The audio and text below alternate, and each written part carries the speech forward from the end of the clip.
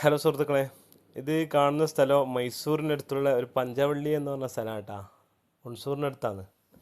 എൻ്റെ അറിയുന്ന ഒരു റിലേറ്റീവും കൂടിയുള്ള ഒരു സ്ഥലം എടുത്താണ് ഇവിടെ കർണാടകത്തിൽ വന്നിട്ട് ഇവിടെ താമസമാണ്, ഇവിടെ സ്ഥിര താമസമാണ്. ഇത് ഇദ്ദേഹത്തിൻ്റെ കടയാണ് കേട്ടോ. മൈസൂർ നാഷണൽ ഹൈവേ NH തന്നെയാണ്, റോഡുമ്പോൾ തന്നെയാണ് ഇതുള്ളത്. ഇദ്ദേഹത്തിൻ്റെ കടയാണ് ഇത്. അദ്ദേഹത്തിൻ്റെ കടയും പിന്നെ അദ്ദേഹത്തിൻ്റെ വീടെല്ലാം ഒരുമിച്ചിട്ടാണ് ഉള്ളത്. ചെറിയൊരു മഴയുണ്ട്, ചെറിയൊരു ചാറ്റൽ മഴയെല്ലാം ഉണ്ട്. അപ്പോൾ ഈ ഹുൺസൂർ ഫോറസ്റ്റ് കഴിഞ്ഞപ്പോൾ തന്നെ ഇത് കിട്ടുക കേട്ടോ. ഇത് അള്ളൂർ എന്ന് പറഞ്ഞ സ്ഥലം, പഞ്ചള്ളിൻ്റെ അടുത്ത് അള്ളൂർ എന്ന് പറഞ്ഞ സ്ഥലം ഇത്. നല്ല കടയാട്ടോ, ചെറിയ കടയും അദ്ദേഹത്തിൻ്റെ സ്വന്തമായിട്ടുള്ള കച്ചവടവും കാര്യങ്ങളെല്ലാമാണ്.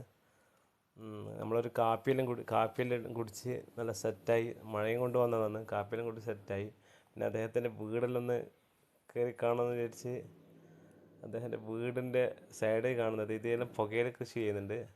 അദ്ദേഹത്തിൻ്റെ വീടാണ് ഇത് കേട്ടോ. അദ്ദേഹത്തിൻ്റെ വീടെല്ലാം കയറിയിട്ട് കണ്ടു നോക്കി. അടിപൊളി വീട്, ചെറിയ വീട് കർണാടകത്തിൽ ഇങ്ങനെ തന്നെ ഉണ്ടാകുക. ഇദ്ദേഹത്തിൻ്റെ വീടിൻ്റെ ഉൾവശം ഇത്.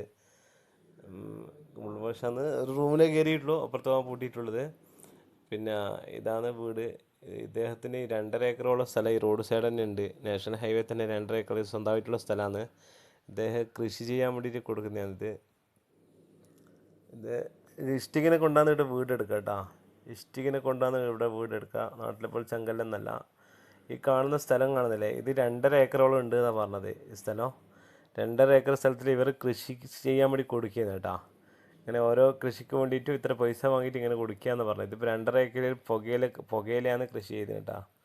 പുകയില കൃഷി ചെയ്ത് 2.5 ഏക്കർ ഫുൾ അങ്ങ് വേഗത്തോളം കൃഷിയാണ് കാണുന്നത്. അങ്ങനത്തോളം അദ്ദേഹത്തിൻ്റെ സ്ഥലമാണ്. ഒന്നും കയറി നോക്കിയില്ല. അദ്ദേഹത്തിൻ്റെ വീട് ചുറ്റിക്കറങ്ങി. ഇപ്പോൾ ഇത് അദ്ദേഹം പുതിയൊരു വീഡിയോ എടുത്തിന്. നല്ല അടിപൊളി തന്നെ സെറ്റ്.